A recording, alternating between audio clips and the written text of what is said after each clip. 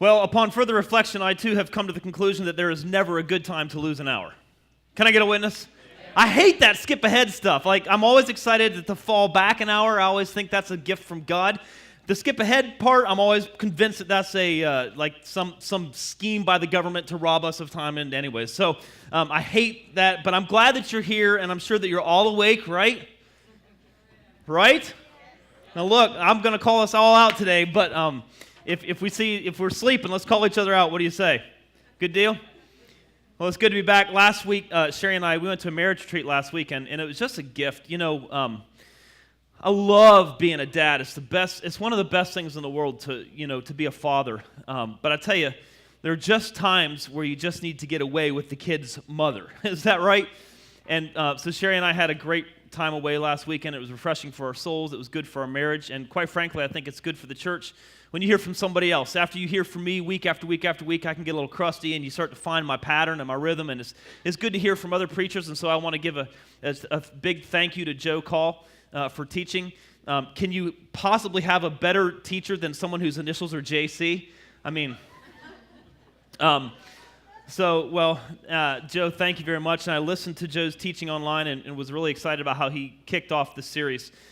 Last summer, we went to New York, and I was able to speak as a guest speaker at a student retreat, a camp for teenagers, and it was all about creating spiritual passion and going to the next level spiritually. And while I was there, God really began to press into my heart the idea that our church, it's time for us. You know, we're a young church, we're kind of a baby church, but it's time for us to kind of go to the next level spiritually. And he really began to press on my heart that this would be a great year to encourage you and to challenge you, and myself included in that, to all just take a next step spiritually. And so that's actually why we're having this conversation about getting spiritually strong. That's what this series is all about. And during this series, we're actually going to experiment a little bit. We've done this over the last couple of series. We did it in our talk about hate, and we did it in our marriage series, but we've not had a conversation yet where I've talked and then you've texted in questions. And we're going to try that for this series. Here's how it goes. See how it goes. Because what I realize is that in a class, in a normal teaching environment, there's give and take. And sometimes in church, like you'll come and I talk and you go home.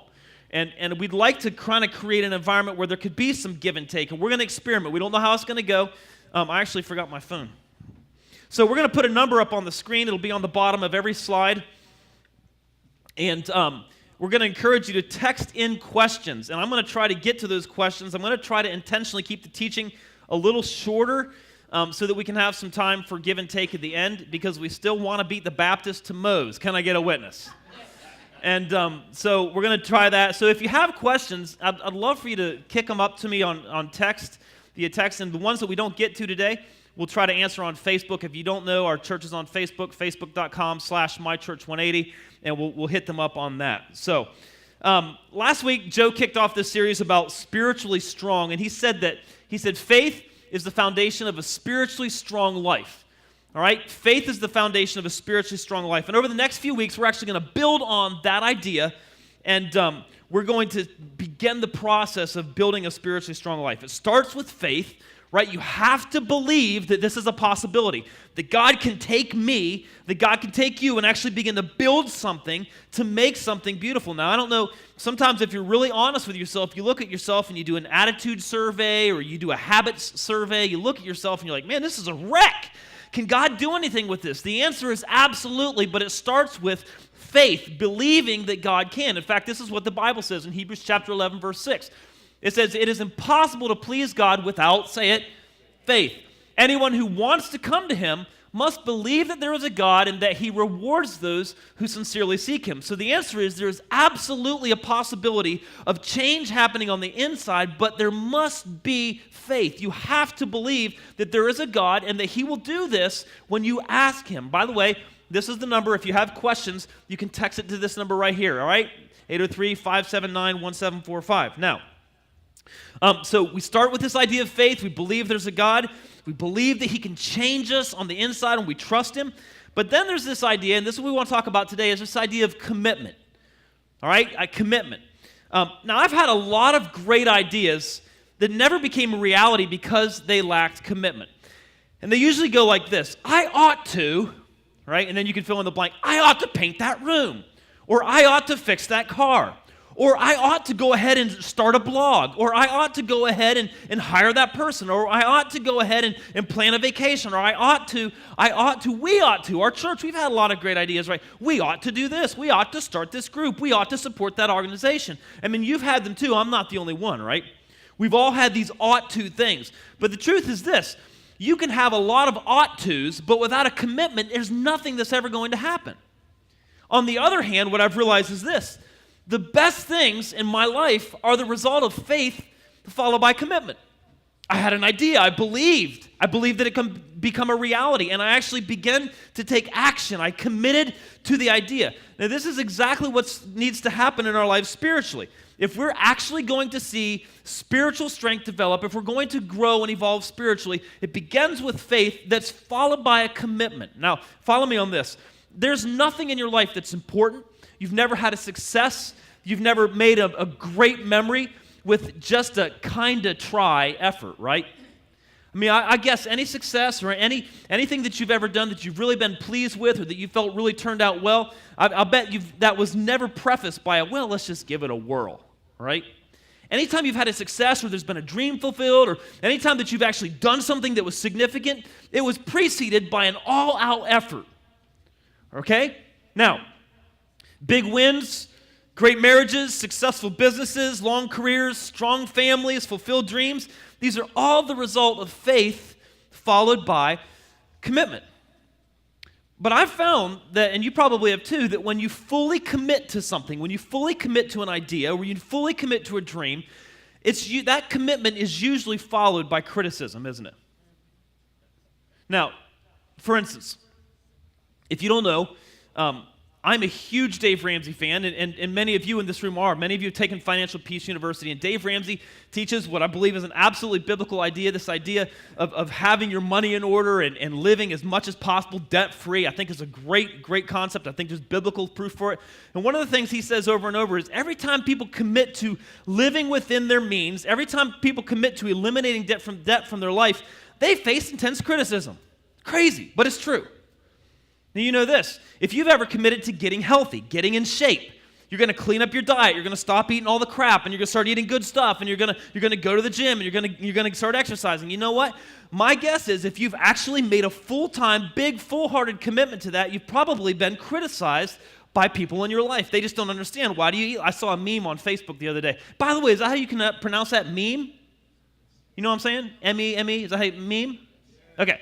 So I saw a meme on Facebook the other day, and it went something like this.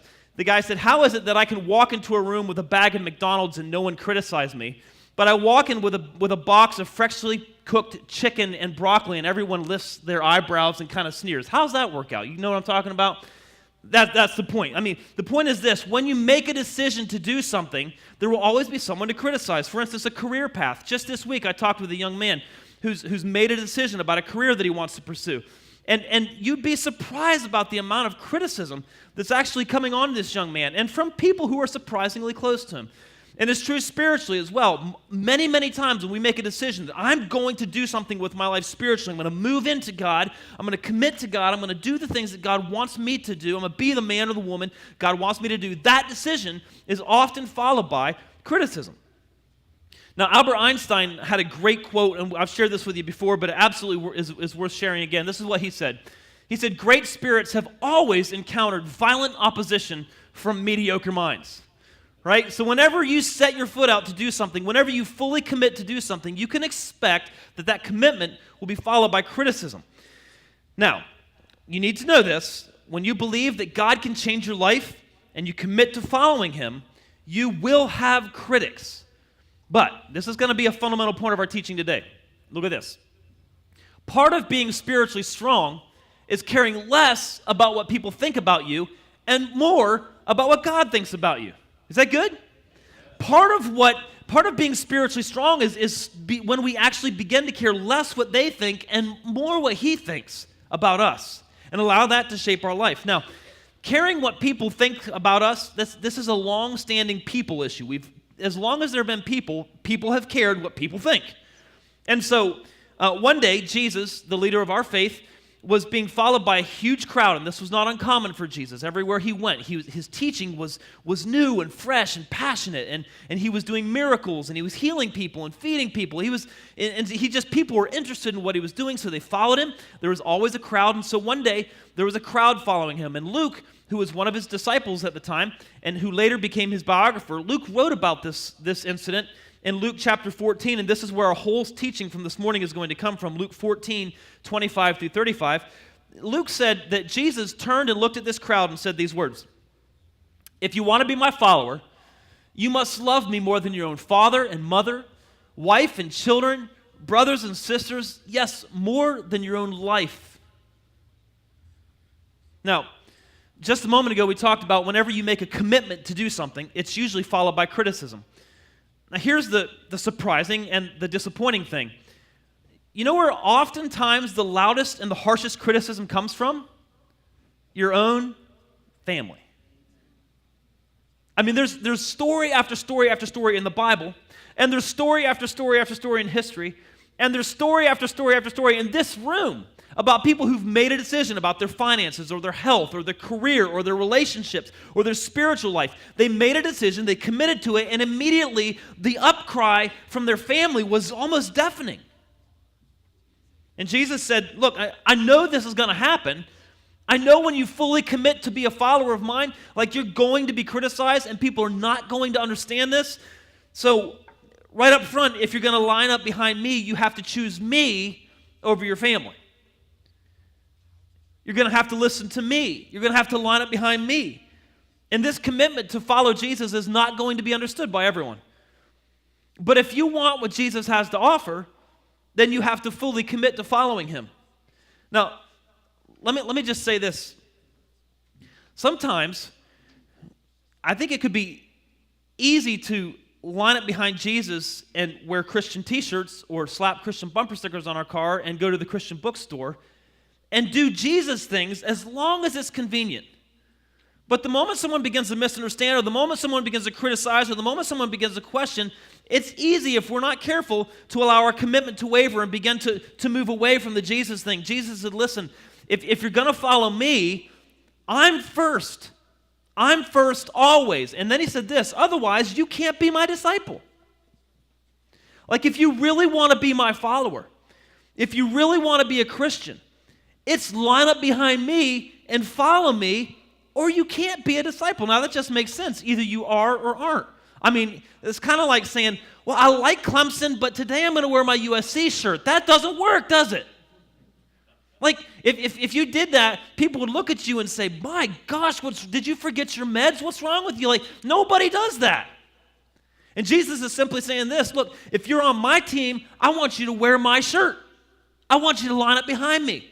Now, he said, if you don't love me more than anything else, if you don't listen to my teaching above everyone else's, you can't be my disciple. Now, disciple simply means apprentice or student or learner. And he said, look, if you're fully committed to being spiritually strong, there can only be one teacher, and I'm it. There can only be one coach, and I'm it. There can only be one leader, and I'm it. Jesus said essentially, my rules are the rules for your life. If you're on my team, you follow me. Now, if you should decide to make this commitment and to line up behind Jesus, if you decide to be spiritually strong, we can't consistently second guess the teacher. I have a 5-year-old who is in preschool and has arrived at the benchmark of knowledge. She's there. In fact, she told me the other day, I was giving her some instruction on something that we were talking. I said, hey, buddy, this is how you do this. And she said, Dad, I'm in preschool. I'm smarter than you are. Well, I laugh and I'm like, whatever. And then I realized I actually probably do that to my leader sometimes. There is a tendency for Jesus to lay out his best ideas. There is a tendency for him to lay out all of his teachings and his thoughts about how we should live our lives. And we look at them and we're saying, yeah, but you don't understand. This is 2015 now. I'm in preschool. Jesus said, look, this is what commitment is. You line up behind me, you follow me, you choose to listen to me over the voices of everyone else. And if you do that, you're my follower, you're on my team. If you don't, you're not my disciple. If you want to be spiritually strong, then we have to listen to the leader. We have to do what he teaches. Our family and friends, they're probably not always going to understand this. And they're not going to understand a lot of things about you, quite frankly. But remember this, and this is what we want to capitalize on today. Part of being spiritually strong is caring less about what people think about you and more about what God thinks about you. You don't understand this decision that I'm making? You don't understand this attitude that I have? That's okay. That's okay. Because this is what my leader would call me to do. This is what Jesus would call me to do. This is the attitude that he would model for me. Now, there's another part to commitment. Jesus said, first of all, you have to choose to listen to what I say. You have to choose my input. You have to choose my teaching above the teaching, the input, the insight of anyone else. You have to listen to me if you're going to be on my team. But there's another part to commitment, and Jesus said it like this. He said, you cannot be my disciple if you do not carry your own cross and follow me. Now, here's my thinking on teaching. When he says carry your own cross, he essentially was not saying, listen, this is a life of ease. The cross was a tool of death. Every time my guess is even still, when you see a cross, you probably don't think like, oh, that's cute. That's like a bunch of flowers and a puppy, right?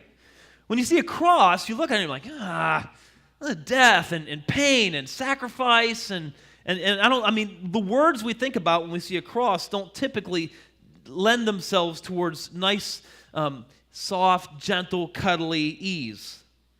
Essentially, Jesus said, here's what I want you to do. I want you to embrace this idea of cross. Something's got to die. Now, you know this to be true. Anytime you've done something important or significant in your life, and you fully committed to it and you actually accomplished it, there were other things in your life that maybe you wanted to kind of do that didn't get done, right? For instance, over the holidays, over the Christmas break, Sherry and I wanted to paint some bedrooms in our house, in our living room. So we set about, there were some other things there were some man movies that I wanted to watch, right? There were some new war flicks on Netflix that I really wanted to watch over the holidays. But there was something bigger that had to be done. And so we fully committed to painting, and as a result, all the painting got done, but the movies didn't get watched, unfortunately. And there were some other little things that didn't get done. But the big thing got done. And Jesus essentially said, look, if the big thing in your life is following me, if the big thing in your life is growing spiritually strong, then there are going to be some other things in your life that you may want that are not going to get done. That make sense?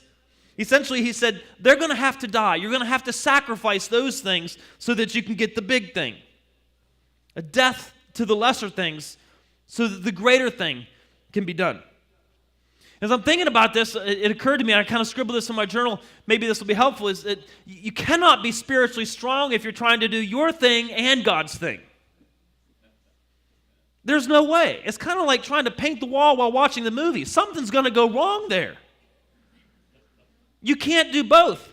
And let's be really, really honest. It's just me and you. Let's be honest. We do this, don't we?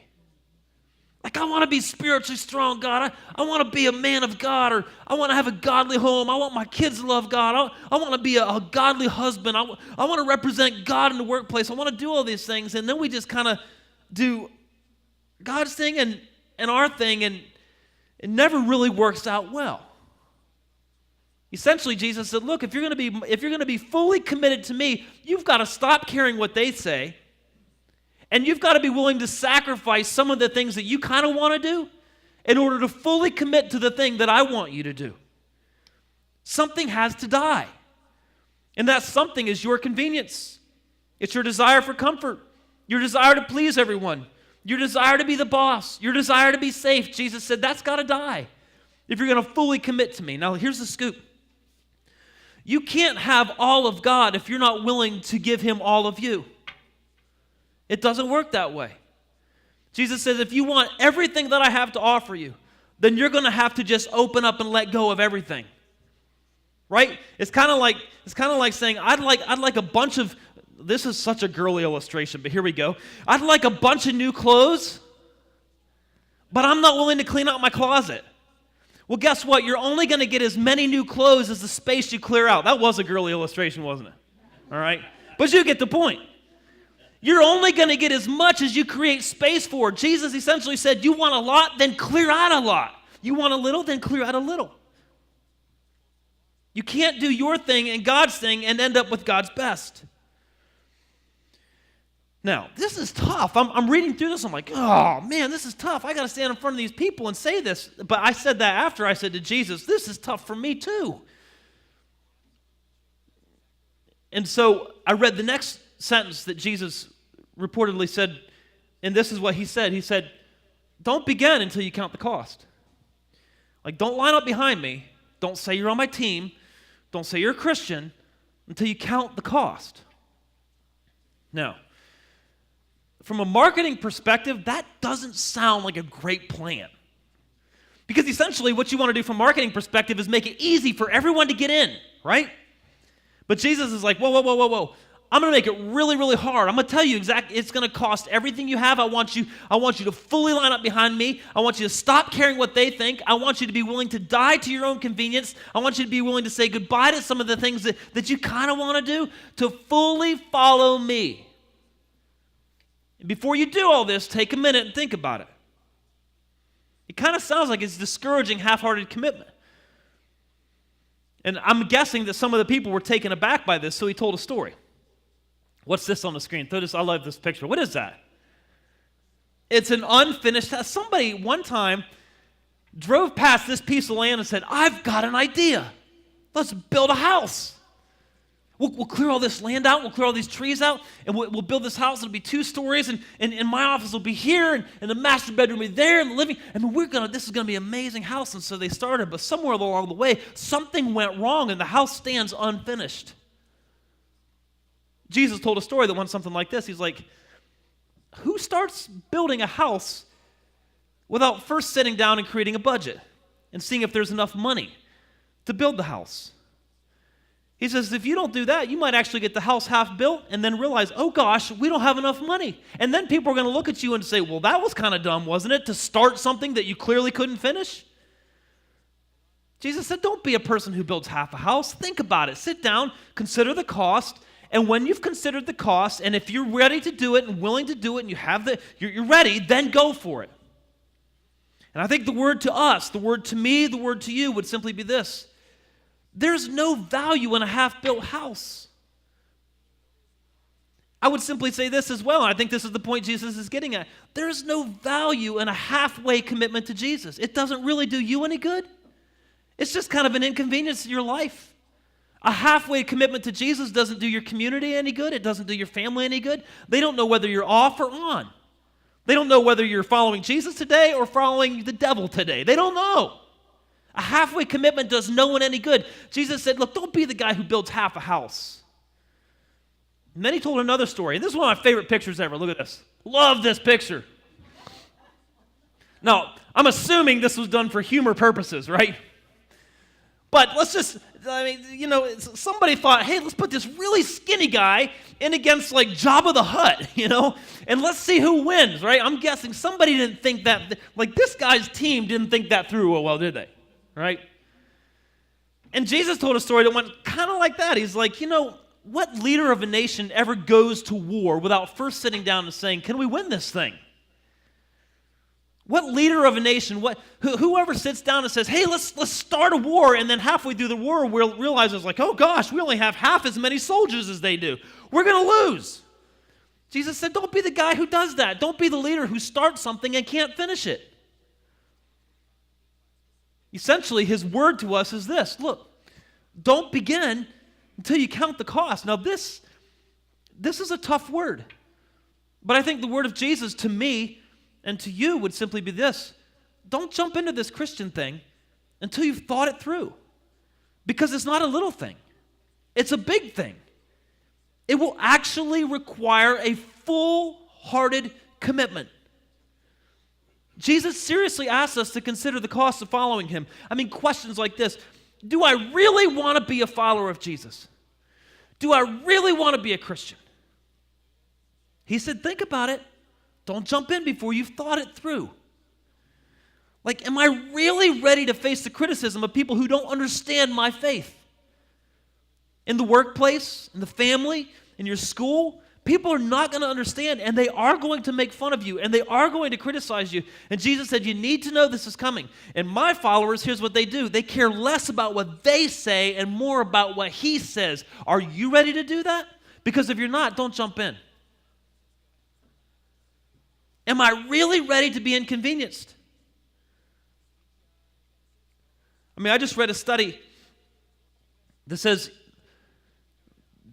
the average church attender, obviously this doesn't apply to you guys, right? The average church attender goes once every 6 weeks. Because getting out of bed on Sunday morning, that can be a bit of an inconvenience, right? Getting to church by 10 o'clock, that can be a bit of it, especially when it's cold. Now, when it's cold, I understand that, right? It's an inconvenience. It is. Giving Jesus space in our budget, that's an inconvenience because it means I may have to do without something.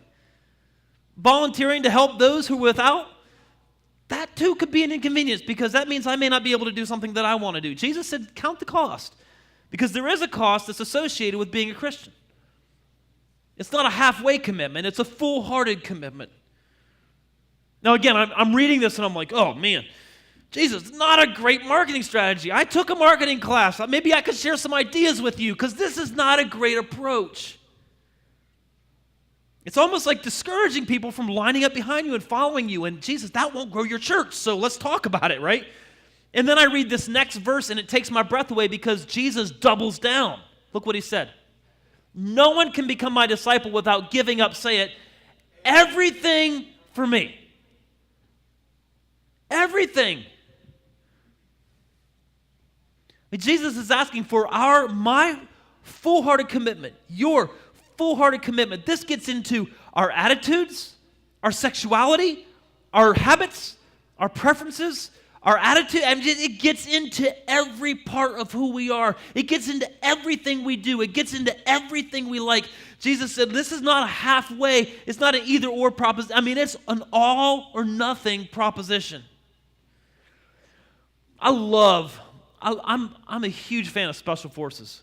And I would love to have been a Special Forces. I broke my knee. I got a discharge from the military. I never could do it. But in my heart, man, I would love to be a part of that unit. The Navy SEALs, I'm completely enthralled with them. Army Rangers, the pararescue forces, all these different units, Special Forces unit. I'm totally intrigued with them. I have several friends who've served in those branches, and so I watch every documentary I can watch about them, and I love their training style. It's amazing because right out of the gate, as soon as all these trainees, as soon as all these recruits come into the camp, the instructors are just like over the top mean. I'm like, you need to take a course in compassion, right? No, but what are they doing? They're yelling at them, they're screaming at them, they're trying to discourage them almost from being a part of it. I mean, they keep asking, are you sure you want to do this? Do you have what it takes? As they're spraying them with water and making them roll in the sand and do 1,000,000 push-ups. And it's just crazy. And they're always looking for people who aren't fully committed. They're always looking for people who aren't willing to do the hard work that it takes to be a part of the Special Forces. And the reason is because they want men and women who, when they're in action and when they're engaged in mission, when they're on task, they're not going to quit. That's who they're looking for. They've made a decision. I'm fully committed. I'm fully lined up. I'm in this to the end. I will die for this. That's who they're looking for. And guess what? That's exactly the kind of commitment that Jesus is looking for. Men and women who will make a full-hearted commitment and absolutely stick with it.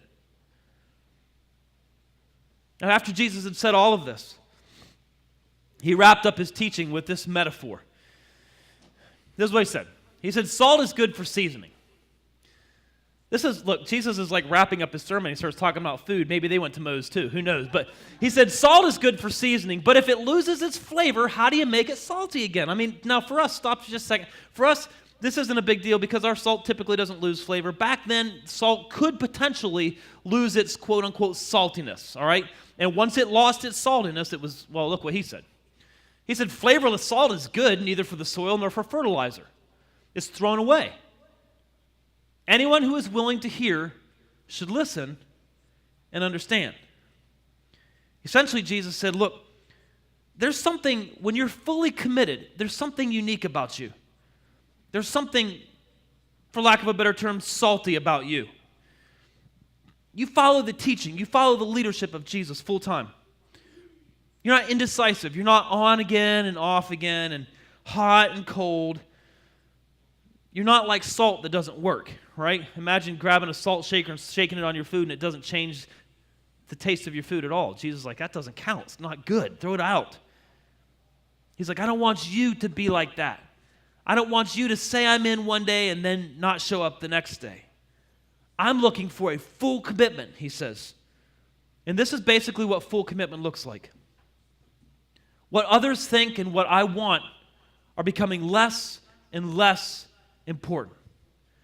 This is the kind of commitment. This is what Jesus is calling me and you to embrace as a way of thinking when he asks us to line up behind him. What others say and what I want is becoming less and less important. And the most important voice in my life is the voice of Jesus. And the most important directive in my life is the one that comes from Jesus. That's what he's asking us to be. That's what he's asking us to do. That is the essence of commitment. Nothing less will do, says Jesus. If you don't embrace that, he says, you're not my disciple. Now, I know that's rough. Some of that, because like I read through that stuff and I'm like, man, that's tough. I mean, that's kind of hardcore. But I don't see a way around that. That's what he said. Now, let me field a couple questions. Somebody sent a question and said, I'm just going to read them to you, okay? So this is kind of unscripted here. Does a commitment to God mean we need to have a commitment to church? That's a great question. And a lot of people, I think, ask that question. I would simply say this. I think it's possible to be a Christian and not go to church. But I think it's a little more difficult to be a Christian and not go to church. So, for instance, I know people who say, I want to exercise and I want to get in shape, but I don't want to go to a gym. Well, it's possible to exercise and get in shape and not go to a gym, but it's a whole lot easier when you go to a gym. Why? Because there's accountability, there's people there, there's resources, there's equipment, there's information, there's all of that stuff available to you in one spot, and it just makes it easier. Studies consistently show that people who actually engage in that kind of an environment will actually do better. And I would simply say, you don't have to go to church to be a Christian, but man, it just is a great resource. Why would you not do that? It's kind of like, well, I was going to say it's kind of like changing your own oil, but that doesn't work for everybody. Some of you guys change your oil. No, you can be a Christian and not go to church, but going to church is absolutely a great resource, and I think we'd be crazy to skip that. I hope that you find value in church and the people that you get to meet here, the stories you get to hear. And by the way, one of the things we're going to talk about in a couple weeks is the value of being a part of a group. And like the friendships that we develop in this environment are so valuable, right? So and you can't get that if you're staying home by yourself. Another question. Would you recommend trying this out if I'm not 100% sure, or do I have to be 100% sure to start with Jesus? Well, that's a good question too. Well, I think like this. I think you can, we talk right here in our church, like we talk about, we can't force anyone to have a relationship with Jesus, but we try to set up a date with Jesus where people can come and learn about Jesus and hear about Jesus and think about Jesus. So I think it's possible almost like, that sounds, do you understand what I'm saying? To almost go on a date with Jesus, kind of becoming familiar with him, learning about him. But he says, look, if you're going to line up behind me, it's almost like a marriage. Like, in fact, in Ephesians chapter 5, Paul says the relationship between Christ and his church, which is us, is similar to the relationship between a man and a wife. And he made that comparison. He's like, a relationship with me is like almost like a marriage. Like, you're fully committed, you're fully engaged. It's just me. It's no one else, just me. So I would say the question is, Would you recommend trying this out if I'm not 100% sure, or do I have to be 100% sure to start with Jesus? I would simply say this is a really safe place to start asking questions and start experimenting. But Jesus essentially said, look, think about it before you line up behind me. And when you've thought about it and you're clear about it, then jump in. That make sense? Cool. All right, let's see. That's it. It's 11:04. We're done. So let's do this. Jesus, you're an amazing leader. You see us exactly as we are. You love us deeply. You invite us, Lord, into this life-changing relationship. And Lord, the one thing you ask for is full-hearted commitment. You've called us to line up behind you and care more about what you say and care more about what you think and care more about what you want than what anyone else says or what anyone else thinks or what anyone else wants. Now, Father, in a few weeks, we're actually going to have a service in which we baptize people. People are going to go public with their faith. It's one of the things you've called us to do, is to go public with our faith. And I pray, Lord, that as people begin even today considering their relationship with you, and maybe even preparing to go public in April, I pray, Father, that you would help us all to realize that lining up behind you, becoming a follower of Jesus, being a Christian, means we give you access to every area of our life. We give you control over every area of our life. We're fully committed to following your teaching. We're fully committed to following your instruction in every area of our life. It's hard to get all that you have to give us if we're only clearing out a little space. I pray, God, that we in this church, us as men and women, Lord, and even our children, our students, Lord, that we would begin to make full-hearted, wide-open commitments to you. That you would have access to every area of our lives as individuals, as our church, as an organization. And Lord, I pray that as that begins to happen, a big move of God would begin to sweep through our church. Our lives would be changed. We'd be set free from addictions. Old habits would be transformed. Angry men would become kind, loving men. Hostile ladies, Lord, would become gracious and peaceful. Lord, the changes would just be overwhelming. This is what we seek, Lord, as we seek to move into spiritual maturity, as we seek to develop spiritual strength. We love you and think you're amazing, Jesus. Would you go with us now as we begin this new week? And I pray, Father, that at every point along this way, you'll continue to remind us, Lord, of your call in our lives to be fully committed followers of Jesus. This is our prayer in the name of Christ. Amen. God bless you guys. We will see you next Sunday. Have an awesome week.